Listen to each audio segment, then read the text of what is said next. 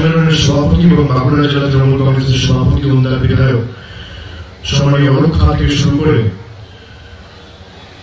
যার জন্য আজকের এই সভা, মমতা বন্দ্যোপাধ্যায়ের আশীর্বাদ ধন্য শ্রীবধন্য তৃণমূল কংগ্রেসের প্রার্থী বিষ্ণুপুর লোকসভা কেন্দ্রের শ্যামল সাঁতরা সহ আমরা পেয়েছি জেলা পরিষদের সভাধিপতি ভাই মৃত্যুঞ্জয় মুর্মু থেকে শুরু করে সহ সভাধিপতি সম্মানীয় সুভাষিস বন্দ্যোপাধ্যায়, বিধায়ক যারা রয়েছেন তাইনের বিধায়ক সমীর চক্রবর্তী থেকে শুরু করে সালতোরার বিধায়ক স্বপন বাউলি, ছাতনার বিধায়ক ধীরেন্দ্রনাথ লাইক সহ রানীবাঁধের বিধায়ক সদস্যা জ্যোৎস্না মান্ডি সহ ইন্দাসের বিধায়ক রয়েছেন গুরুপদ মেটে, বাঁকুড়ার বিধায়ক সদস্যা সম্পা দলিপা সহ তুষার ভট্টাচার্য সহ নবীন চন্দ্র বাগ রয়েছে খণ্ডঘোষের এমএলএ, অরূপ চক্রবর্তী রয়েছে জেলা পরিষদের মেন্টর, প্রাক্তন সভাধিপতি আশুতোষ মুখার্জি কোমেন্টার রয়েছে, সোনামুখী বিধানসভার প্রাক্তন বিধায়ক সদস্য দীপালি সাহা রয়েছে, জয়দীপ চ্যাটার্জি থেকে শুরু করে শিবাজী বন্দ্যোপাধ্যায় থেকে শুরু করে তৃণমূল যুব কংগ্রেসের আমার সহযোদ্ধা জেলা রাজীব ঘোষাল থেকে শুরু করে বিষ্ণুপুর মিউনিসিপ্যালিটির সম্মানীয় চেয়ারম্যান শ্যামাপ্রসাদ মুখার্জি রয়েছে, বাঁকুড়া মিউনিসিপ্যালিটির চেয়ারম্যান মহাপ্রসাদ সেনগুপ্ত থেকে শুরু করে সোনামুখী মিউনিসিপ্যালিটি পৌর প্রধান সুরজিৎ মুখার্জি থেকে শুরু করে ইউসুফ থেকে শুরু করে দিলীপ আগরওয়াল, বুদ্ধদেব মুখার্জি,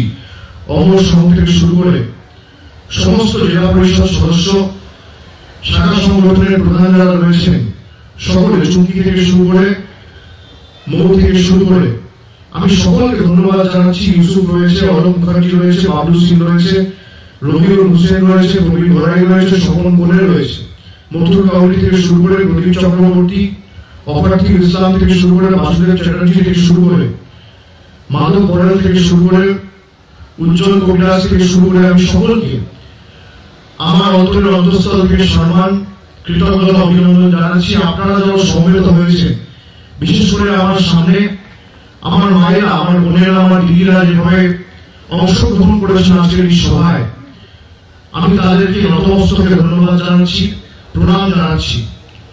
না জাগিয়ে লড়াই বিশ্ব যায় না, নারী শক্তি, মাতৃশক্তি যাদের সাথে থাকে তাদেরকে কোনোদিন কেউ পরাজিত করতে পারে না, এই বিশ্বাস আমি বারে বারে রেখেছি। এবং আপনাদের আশীর্বাদ, ভালোবাসার কারণে তৃণমূল কংগ্রেস আজকের লড়াইয়ের মানসিকতা নিয়ে ভারতবর্ষের বুক থেকে ভারতীয় জনতা পার্টিকে উৎখাত করার ডাক দিয়েছে। আজকের এই কর্মী সম্মেলন যে রূপ নিয়েছে আমাদের এই সোনামুখীর মাটিতে, এখানে শিববাবুরাও রয়েছে, শিববাবুদের ফুল টিমকে আমি ধন্যবাদ জানাচ্ছি। আজকের এই সভায় যে রূপ নিয়েছে, আমি প্রথমত ঠিক করেছিলাম যে আমরা এগিয়ে একটা জনসভা করবো, পরবর্তীকালে 10 তারিখ নির্বাচন কমিশন নির্বাচন ঘোষণা করার পরে আগামী 48 ঘন্টার মধ্যে আমাদের সর্বজন শ্রদ্ধা নেত্রী, আমাদের দলনেত্রী, জননেত্রী মমতা ব্যানার্জি দলের প্রার্থী ঘোষণা করেছে। এবং সেই প্রার্থীর সমর্থনে আমি জেলা সভাপতি এবং অন্যান্য নেতৃবৃন্দ যারা রয়েছে তাদেরকে বলেছিলাম যে আমরা একটা বুথ ভিত্তিক কর্মী সম্মেলন সোনামুখীতে করবো এবং প্রত্যেক বুথ থেকে 1900-2000 প্রায় বুথ রয়েছে, প্রত্যেক বুথ থেকে আমি 10 জন করে সক্রিয় সদস্যরা অংশগ্রহণ এবং উপস্থিতি আজকের এই সভায় করাতে হবে, যারা আগামী দিন নির্বাচনটা পরিচালনা করবে। কেননা আজকে যুদ্ধ ঘোষণা হয়ে গেছে এবং এই লড়াই শুধুমাত্র তৃণমূল কংগ্রেস বা বিজেপি সিপিএম কংগ্রেসের লড়াই নয়। আপনাদের মাথায় রাখতে হবে 6দশ লোকসভা নির্বাচন, 7দশ লোকসভা নির্বাচনের মধ্যে একটা আকাশ পাতাল গুরুত্ব তফাৎ রয়েছে, পার্থক্য রয়েছে। আজকের এই নির্বাচন আমরা এমন একটা সন্ধিক্ষণ সময়কালে দাঁড়িয়ে মমতা বন্দ্যোপাধ্যায় দিল্লি চলার ডাক দিয়েছে, যেখানে ভারতবর্ষের সব রাজনৈতিক দলকে আজকে বর্ষমান স্বীকার করিয়ে, আত্মসমর্পণ করিয়ে, চমকে ধমকে বাড়িতে ঢুকিয়ে দেওয়া গেছে। কিন্তু ভারতের মাটিতে, বাংলার মাটিতে তৃণমূল কংগ্রেস আজ যাই হোক বর্ষমান স্বীকার করেন। ইতিমধ্যেই আপনারা দেখেছেন যে এখানে আমাদের দলের নির্বাচন 2014 সালে দাঁড়িয়ে তিনি সাংসদ হয়েছিলেন। আজকে তিনি মানুষের পাশে না দাঁড়িয়ে 90% সময় তিনি দিল্লিতে কাটিয়েছেন। পরবর্তী সময় যখন জানতে পেরেছে যে তৃণমূল কংগ্রেস আমাকে সুযোগ দেবে না, দলের টিকিট দেবে না, বড় গাদ্দারের সাথে ছোট গাদ্দারও পালিয়ে গেছে। সুতরাং এটা প্রতিষ্ঠিত যে মানুষের জন্য কাজ করলে তৃণমূল কংগ্রেসে থাকা যাবে, আর মানুষের জন্য কাজ না করলে তৃণমূল কংগ্রেসের দরজাটা বন্ধ। সে যত বড়ই হল, যত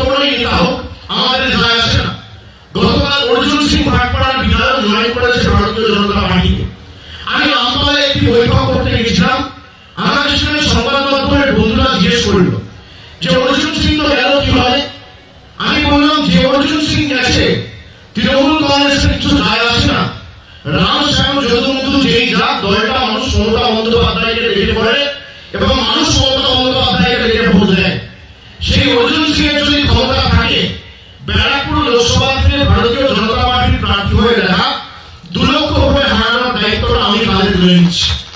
এটা আমরা বলেছি এবং আজকে আমি বলছি, যে প্রাক্তন সাংসদ, বিদায়ী সাংসদ আজকে এত বড় হম্বি করেছিল যে ধারা কেন করবো, এই করবো, তাই করবো, মুখে মানিকম জগৎ আর কাজের বেলায় লবলঙ্কা, 2 মাস 10 দিন অতিক্রম হয়েছে, বাঁকুড়া জেলা এখনো পা রাখার সংস্থা হয়নি। আমি বলি আপনাদের, প্রার্থী যেভাবে মাথায় রাখবেন, লড়াইটা সাম্প্রদায়িক মোদী আর জননেত্রী মমতা বন্দ্যোপাধ্যায়ের লড়াইটা বাংলার সম্মান, কৃষ্টি, সভ্যতা, সংস্কৃতি, দাবি দাবার লড়াই আর দিল্লির জবরদখলের বিরুদ্ধে লড়াই। এই লড়াইয়ে আমাদের এমন ভাবে লড়াই করতে হবে, আগামী দিন 1 ছটাল জমি সিপিএম, বিজেপি আর কংগ্রেসকে ছাড়া যাবে না। প্রত্যেক বুথ থেকে আমাদের কর্মীদের বুথ আঁকড়ে অতন্ত্র প্রহরীর মতো পাহারা দিয়ে নির্বাচন করতে হবে। তার কারণ আগামী 19 মে নির্বাচন, 17 মে অবধি ভোটের প্রচারের সময় রয়েছে। তার পরবর্তীকালে 23 মে ফল বেরোবে। ফল যখন বেরোবে, পদ্ম ফুল সর্ষে ফুলে পরিণত হবে আর জোড়া ফুল মানুষের হৃদয়ে ঢুকে যাবে। আমাদের এই শপথ আজকের এই সভা থেকে নিতে হবে। আমাদের শপথ নিতে হবে। আজকে যে কটি ব্লক রয়েছে, বিধানসভা রয়েছে, ইন্দ্রাস হোক, কতুলপুর হোক, বিষ্ণুপুর হোক, সোনামুখী হোক, বড়জোড়া হোক, খণ্ডঘোষ হোক, সর্বত্র আমাদের মমতা বন্দ্যোপাধ্যায়ের হাত শক্তিশালী করার জন্য আমাদের কাজে আজ থেকে নেমে পড়তে হবে। প্রার্থী শ্যামল সাঁতরা নয়, প্রার্থী মমতা ব্যানার্জি।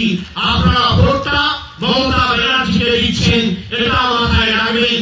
আজকে ভারতীয় জনতা পার্টি ভারতবর্ষের মানুষকে একাধিক স্বপ্ন দেখিয়ে বলেছিল ভারতের রাজ ছেড়ে নিয়ে আসবে। আমরা কি দেখেছি? ভারতকে অর্থনৈতিক ভাবে দেউলিয়া করে নিয়ে দেশটাকে ধ্বংসস্তূপে তারা পরিণত করেছে। একটা কথা রাখেনি, আজকে এই বাঁকুড়া বিধানসভা হোক বা লোকসভা কেন্দ্র হোক বা বিষ্ণুপুর লোকসভা কেন্দ্র হোক, কোন রকম কোন উন্নয়নে তাদের দেখা যায়নি। একমাত্র মমতা বন্দ্যোপাধ্যায় মহানগর ছেড়ে পায়ে পায়ে উন্নয়নের গাড়ি নিয়ে মানুষের বাড়িতে দাঁড়িয়ে দাঁড়িয়ে পৌঁছে গেছে। আমি সিদ্ধার্থ শঙ্কর রায়, প্রফুল্ল ঘোষ, প্রফুল্ল সেন, অজয় মুখোপাধ্যায়ের মতো মুখ্যমন্ত্রীকে কোনদিন বিডিও, এসডিও, ডিএম, এসপি, আইসি, ওসি এবং বিভিন্ন দপ্তরের আধিকারিকদের নিয়ে গ্রামে গ্রামে দাপিয়ে বেরিয়ে উন্নয়ন বাড়িতে বাড়িতে পৌঁছে দিতে দেখি। যারা ধর্মের ভিত্তিতে রাজনীতি করতে চায় তারা ধর্মের ভিত্তিতে রাজনীতি করুক, কেননা তারা রাজনৈতিক ভাবে মোকাবিলা করার জন্য সক্ষম নয়। আমরা মনে করি আমরা রাজনীতি ভোটের সময় করবো, কিন্তু বাকি সারা বছর আমরা উন্নয়নে থাকবো। আমাদের একটাই কাজ, উন্নয়নের থেকে সমাজকে বলিষ্ঠ করা। জাতি, বর্গ, বর্ণ, ধর্ম, সম্প্রদায় নির্বিশেষে আমাদের উন্নয়ন করার কথা আমাদের নেত্রী মাননীয় মমতা বন্দ্যোপাধ্যায় আমাদের বরাবর ধারাবাহিকভাবে শিখিয়ে এসেছে। আমি যখন রাজনৈতিক ভাবে লড়াই করে নির্বাচিত হয়েছি, আমার কোন ধর্ম নেই, আমার হিন্দু ধর্ম নেই, আমার মুসলমান ধর্ম নেই, আমার শিখ ধর্ম নেই, আমার বৌদ্ধ ধর্ম নেই, আমার খ্রিস্টান ধর্ম নেই। আমি যখন এমপি হয়েছি, আমি যখন এমএলএ হয়েছি, আমি যখন পঞ্চায়েতে গিয়েছি, মিউনিসিপ্যালিটিতে গিয়েছি, আমার একটাই ধর্ম, মানব ধর্ম। কে কোথায় উন্নয়ন পাচ্ছে, কোথায় রাস্তা হচ্ছে, কোথায় জল হচ্ছে, কোথায় বিদ্যুৎ পৌঁছেছে, কোথায় গীতাঞ্জলি গেছে, কোথায় গতিধারা গেছে, এটাই সুনিশ্চিত করা আমাদের একমাত্র কাজ। আর আমি ধর্ম তখনই করবো যখন আমার মাথার উপর ছাদ থাকবে, যখন আমার হাতে কাজ থাকবে, যখন আমার পেটে ভাত থাকবে। খালি হাতে ধর্ম করে যাদেরকে ভুল বুঝিয়ে রেখেছিল, সেই রাজস্থান, সেই মধ্যপ্রদেশ, সেই ছত্তিশগড় সহ একাধিক জেলা ভারতীয় জনতা পার্টির বাড়া ভাতে ছাই ইতিমধ্যে ঘষে দিয়েছে। যারা জিএসটি তৈরি করে লাগু করে ভারতবর্ষ ভারতবর্ষকে অর্থনৈতিকভাবে দেউলিয়া করেছিল। আজকে আমরা কি দেখেছি? ভারতীয় জনতা পার্টি যত চাপে পড়েছে, যত বেড়েছে, জিএসটি তত কমেছে, রান্নার গ্যাসের দাম তত কমেছে, ডিজেলের দাম তত কমেছে, পেট্রোলের দাম তত কমেছে। 3 মাস আগে পেট্রোলের দাম কত ছিল? আজকে পেট্রোলের দাম কত? 3 মাস আগে রান্নার গ্যাসের দাম ছিল 977 টাকা, আজকে রান্নার গ্যাসের দাম প্রায় 770 টাকা। আমি দেখেছি যে ভারতীয় জনতা পার্টি যত চাপে পড়েছে, মানুষ যত এদের থেকে মুখ ফিরিয়ে নিয়েছে, সাধারণ মধ্যবিত্তের নাড়ায় আজকে মূল্য বৃদ্ধি আমরা রুখতে পেরেছি। এবং আগামী দিনেও ব্যতিক্রম হবে না। এদেরকে যদি ভোট দেওয়া হয়, মাথায় রাখবেন, অভাবের সংসার আগামী দিন আরো অভাবী হয়ে যাবে। গরিবের জন্য কোনোদিন এরা কোনো কাজ করেনি। পিছিয়ে পড়া, লাঞ্ছিত, বঞ্চিত, নিপীড়িত, শোষিত, অত্যাচারিত সম্প্রদায়ের মানুষের জন্য এরা কোনোদিন 10 পয়সার উন্নয়ন করে দেখাতে পারেনি। যারা মাঠে ময়দানে থাকে না, যারা লড়াই করতে জানে না, যারা গ্রামে একটা সাবমার্সিবল টিউবওয়েল লাগাতে পারে না, খুঁটি পুঁতে 20 ওয়াটের একটা লাইট লাগানোর ক্ষমতা নেই, তারা বড় বড় কথা বলছে। আমরা ছোটবেলায় একটি কথা শুনতাম, নিজে যারে বড় বলে বড় সে নয়, লোকে যারে বড় বলে বড় সে হয়। মমতা বন্দ্যোপাধ্যায় জননেত্রীর উন্নয়নমূলক মস্তিষ্ক প্রসূত প্রকল্প নিয়ে যারা অভিযোগের আঙ্গুল তুলেছিল, আজকে আমরা কি দেখলাম? বিশ্ব বন্দিত হয়ে বিশ্ব সেরা হয়েছে আমাদের কন্যাশ্রী প্রকল্প। শুধু তাই নয়, 1100-র উপর প্রকল্প এবং 190-এর উপর দেশকে পিছনে ফেলে দিয়ে উৎকর্ষ বাংলা এবং সবুজ সাথী প্রকল্প এগিয়ে যাচ্ছে, এগিয়ে যাচ্ছে, এগিয়ে যাচ্ছে। এটাই মমতা বন্দ্যোপাধ্যায়ের সরকার। আমরা যা বলেছি, আমরা কথা দিয়েছি, আমরা বলেছিলাম আমরা ক্ষমতায় আসার পর গ্রামে গ্রামে নিরবিচ্ছিন্ন বিদ্যুৎ পরিষেবা আমাদের সরকার পৌঁছে দেবে। আমরা এনেছি। এই বাঁকুড়া জেলায় 4টে নতুন মাল্টি সুপার স্পেশালিটি হাসপাতাল তৈরি হয়েছে, 20টা নতুন এসএনএসইউ তৈরি হয়েছে, 2টো নতুন এসএনএসইউ হয়েছে, প্রায় 4,56,201টা স্বাস্থ্যসাথী প্রজেক্টের মাধ্যমে মানুষ উপকৃত হয়েছে। শিশু সাথী প্রজেক্টে প্রায় 932 বাচ্চাকে ঠিকভাবে আমরা অপারেশন করে সুস্থ করে তুলতে পেরেছি। এছাড়া নতুন 3টি গভর্নমেন্ট কলেজ, 6টা নতুন আইটিআই কলেজ, 2টো নতুন পলিটেকনিক কলেজ, সবুজ সাথী সাইকেল পেয়েছে 2,73,000-এর বেশি ছাত্র ও ছাত্রীরা। শিক্ষাশ্রী প্রকল্পে প্রায় 3,57,000 ছাত্রছাত্রী উপকৃত হয়েছে এবং কন্যাশ্রী প্রকল্পে প্রায় 2.5 লক্ষের বেশি ছাত্রীরা উপকৃত হয়েছে। গতিধারা প্রকল্পে 220টি যুবক কার লোন পেয়েছে। বৈতরণী প্রজেক্টের মাধ্যমে প্রায় 50টি। আমরা শ্মশান ঘাট সংস্কার করেছি। সবুজশ্রীর মাধ্যমে প্রায় 1,26,121টি বাচ্চাকে আমরা চারা গাছ দিয়েছি। জন্মানোর সঙ্গে সঙ্গে গ্রামীণ আবাস যোজনায় প্রায় 1.5 লক্ষ মানুষ উপকৃত হয়েছে, আবাসনের সুযোগ পেয়েছে। সমবায়ী প্রকল্পে প্রায় 27,000 মানুষ উপকৃত হয়েছে। নিজ গৃহজমি প্রকল্পে প্রায় 6,000-এর বেশি মানুষকে জমির পাট্টা দেওয়া হয়েছে। 90টা মাধ্যমিক স্কুলকে আপগ্রেড করে উচ্চ মাধ্যমিক পর্যায়ে নিয়ে যাওয়া হয়েছে। 99% অর্থাৎ 99% কৃষকের পরিবারকে কৃষক ক্রেডিট কার্ড দেওয়া হয়েছে। 9টা নতুন কৃষক মান্ডি করে দেওয়া হয়েছে। এই যে আমি তথ্য তুলে ধরলাম, আমি তথ্য সহকারে বললাম, তার কারণ আমরা পরিসংখ্যান এবং তথ্যের মাধ্যমে রাজনীতিটা করি। আমরা মুখে বড় বড় কথা আর কাজের বেলায় কাজ করা, সেই অর্থে বা সেই নীতিতে বিশ্বাস করি না। এবং আমি যদি মিথ্যে কথা বলি, আমার বিরুদ্ধে কেউ মামলা করুন, আমাকে মিথ্যে কথা বলে প্রমাণ করে আমার বিরুদ্ধে আইনানুগ ব্যবস্থা নিয়ে দেখান। মমতা বন্দ্যোপাধ্যায় যে কথা দিয়েছে, মমতা বন্দ্যোপাধ্যায় অক্ষরে অক্ষরে সেই কথা পালন করেছে। আমরা দেখেছি মমতা বন্দ্যোপাধ্যায় অমানবিক পরিশ্রম করে আজকে সবাই থেকে ক্ষমতায় এসেছে। 2011 থেকে একটা সরকার প্রায় 8 বছর অতিক্রম দিনের জন্য বিশ্রাম মমতা বন্দ্যোপাধ্যায় নেই। আজকে সর্বত্র বাংলায় দিয়ে গেছে, জঙ্গলমহল হোক, দার্জিলিং হোক, বিভিন্ন ব্লকে আমরা উন্নয়নমূলক কাজ করে গেছি। তাদের হাতিয়ার ধর্ম আর আমাদের হাতিয়ার উন্নয়ন। গাছপালা বাঁচতে গেলে যেরকম জল আর সূর্যের আলো প্রয়োজন হয়, মানুষকে জীবিত থাকতে গেলে জল, বায়ু, অক্সিজেনের প্রয়োজন হয়। আর ভারতীয় জনতা পার্টিকে বেঁচে থাকতে গেলে দাঙ্গা, ধর্ম আর নকল দেশপ্রেমের প্রয়োজন হয়। তাই মাথায় রাখবেন, যখনই এরা নির্বাচন আসে, একটা করে নকল দেশপ্রেম আর একটা করে ধর্ম আর দাঙ্গা করে মানুষকে বিভ্রান্ত করতে চায়।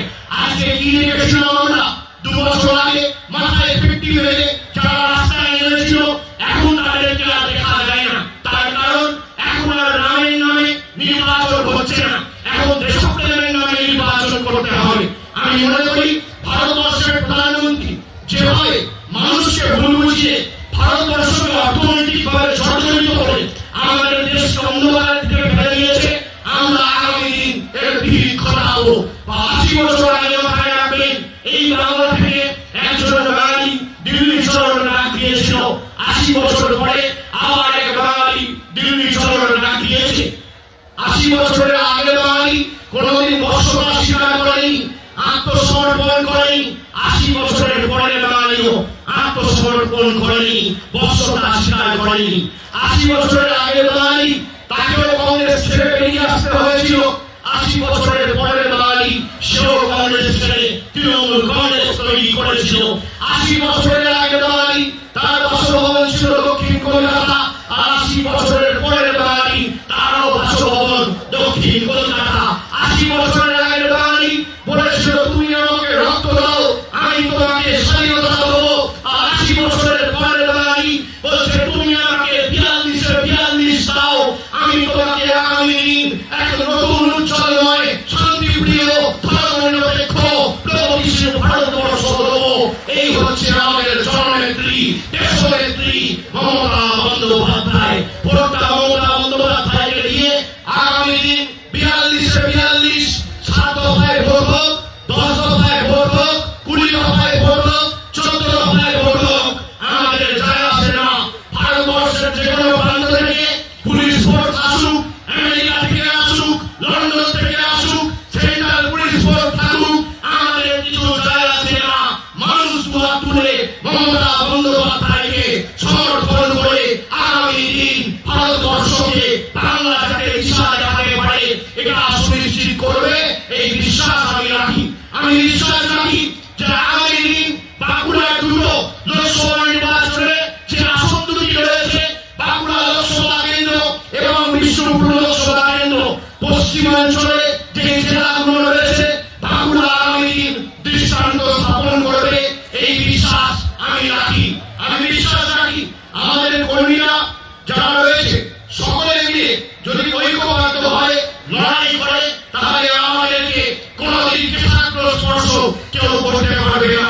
আজকে আমি বলে যাই, সোনামুখী ব্লকে ইস্যুর দায়িত্বে রয়েছে, সুরজিৎ মুখোপাধ্যায়ের দায়িত্বে রয়েছে। আমি সকলকে অনুরোধ করবো, আমাদের একটা পুরনো কর্মী যেন বৃত্তের বাইরে না থাকে। আমি ইতিমধ্যেই বলে দিয়েছি যে আমাদের একটা ইলেকশনের স্টিয়ারিং কমিটি হয়, সোনামুখী ব্লকে হয়, ওদিকে পাত্রসাহেব ব্লকে 5টি অঞ্চল পড়ছে ইন্দাসে, আর 5টি অঞ্চল পড়ছে সোনামুখীতে। সেখানেও একটি করে স্টিয়ারিং কমিটি হবে। এখানে সকল করে প্রবীণ ভাই সকলে রয়েছে, তারা ইতিমধ্যেই সকলকে নিয়ে কাজ করা শুরু করেছে। বাবুল সিং রয়েছে, তারাও মনিরুল ভাইয়ের সকলকে নিয়ে কাজ করা শুরু করেছে। এবং কাউকে বাদ দিয়ে আমরা নির্বাচনে নামবো না। আমি মনে করি একজন যদি এই বৃত্তের বাইরে থাকে, আমাদের লড়াইটা অসম্পূর্ণ থেকে যাবে। তাই কাউকে বৃত্তের বাইরে রাখা যাবে না। এটা দলের দলনেত্রীর নির্দেশ, এটা আমাদের সকলকে মেনে চলতে হবে। আমি মনে করি আজকের নির্দেশ অনুসারে আপনারা আগামী দিন বুথ আগে পড়ে থাকবেন। ওয়ারিং এর কাজ শুরু হয়ে গেছে, ফটিং পোস্টারের কাজ শুরু হয়ে গেছে। আপনারা আপনাদের সামর্থ্য এখতিয়ার অনুযায়ী দলনেত্রী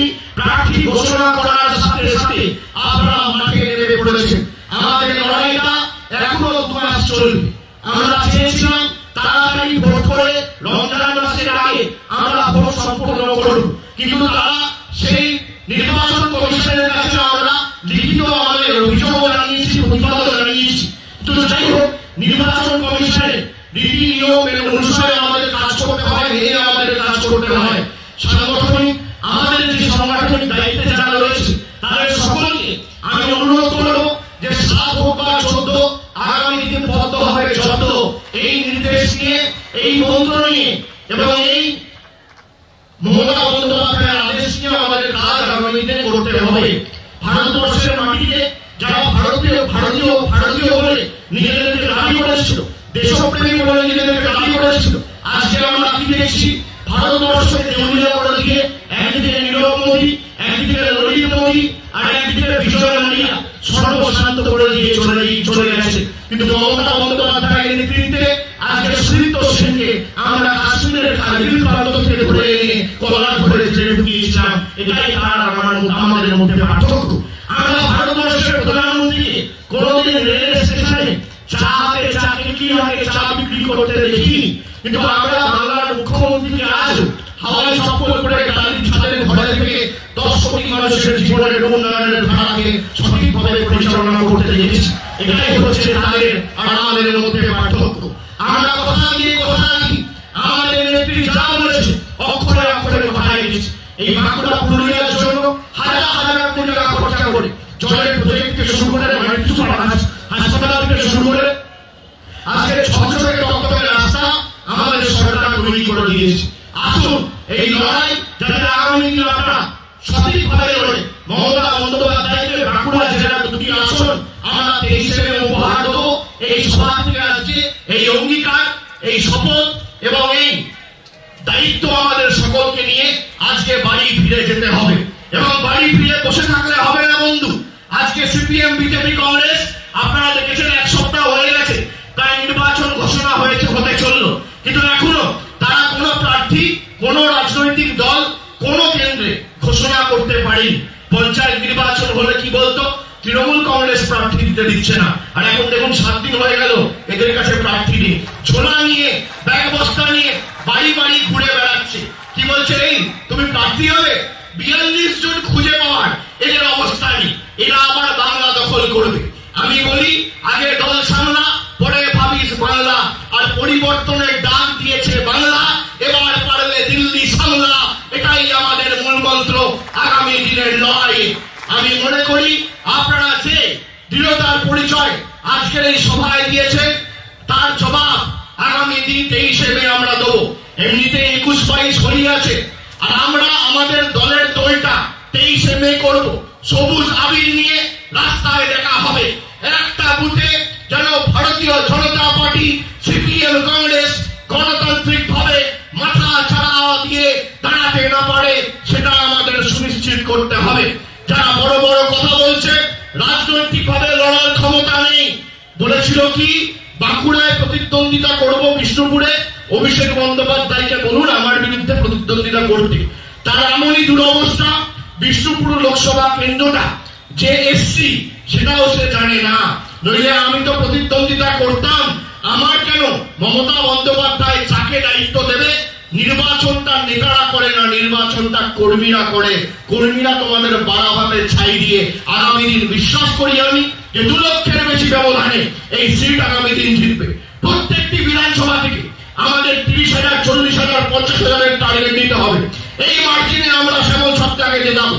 যারা ভেবেছিল যে আমরা তোলাবাজি করে আর 2 নম্বরই করে তৃণমূলে থাকবো, আর একবার দাঁড়াবো, আমি দায়িত্বের সাথে বলছি তোলাবাজি আর বালি চোরদের তৃণমূল কংগ্রেস টিকিট দেয় না এবং কোনোদিন দেবে না। ক্ষমতা থাকলে আমাকে ভুল প্রমাণ করো। কত ধানের কত চাল আছে বোঝাও। তোমরা ভাবো কি কোথায় কি করবে? 4 বছর টিকি খুঁজে পাওয়া যায়নি। এখনো 7.5 কোটি টাকার কাজ মাথায় রাখবেন এমপি লাইনের, এখনো করে দেখাতে পারেনি। কোথায় গিয়ে বসে আছে? দিল্লিতে। বড় গাদ্দারের লেজ ধরে ছোট গাদ্দার ঝুলছে।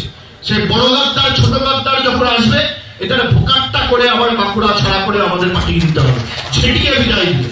এটা আপনাদের সকলকে আজকে সভা থেকে প্রতিশ্রুতি এবং শপথ আজকে এই সভা থেকে আমাদের নিয়ে ফিরে যেতে হবে।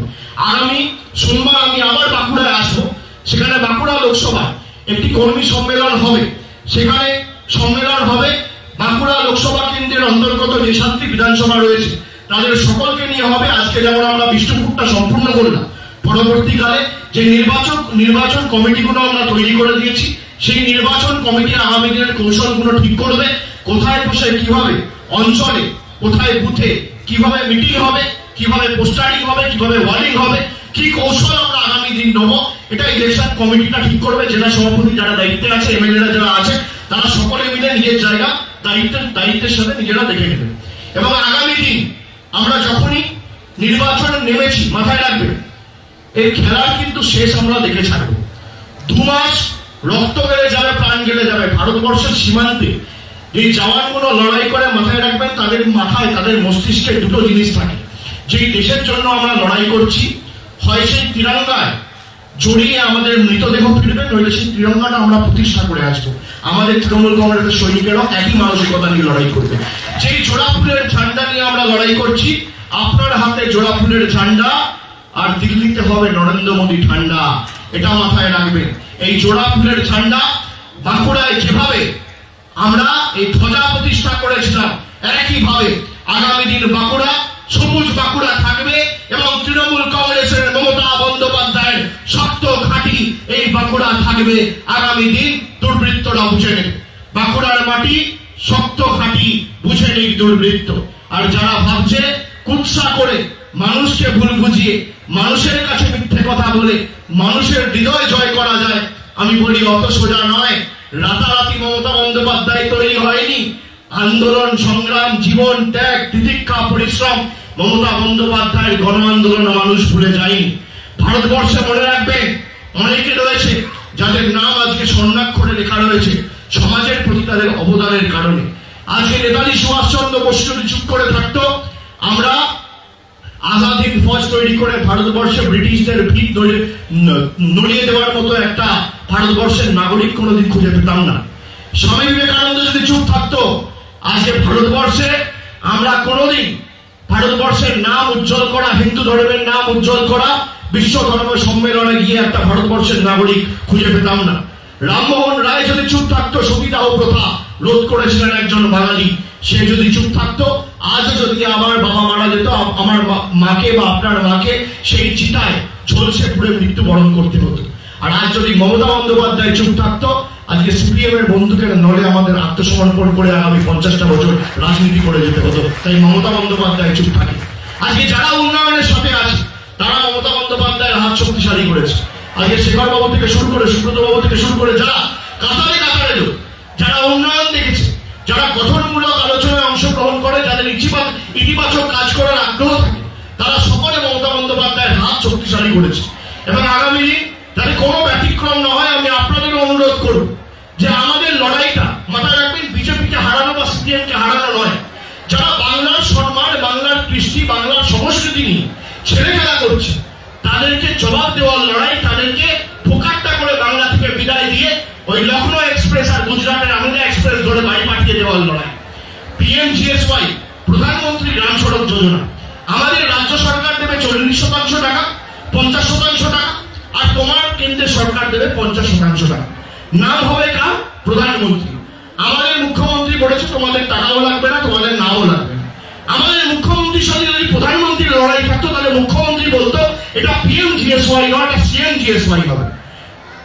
নরেন্দ্র মোদী সরকারের আপত্তি কোথায়? নরেন্দ্র মোদী সরকারের আপত্তি হচ্ছে পিএমজিএসওয়াইটা চেঞ্জ করে বাংলা গ্রামীণ সড়ক যোজনা করেছে। এই বাংলা শব্দের সাথে তাদের আপত্তি, বাংলা কথার সাথে তাদের আপত্তি, বাংলা রাজ্যের সাথে তাদের আপত্তি, বাংলার সংস্কৃতির সাথে তাদের আপত্তি, বাংলার কৃষ্টির সাথে তাদের আপত্তি।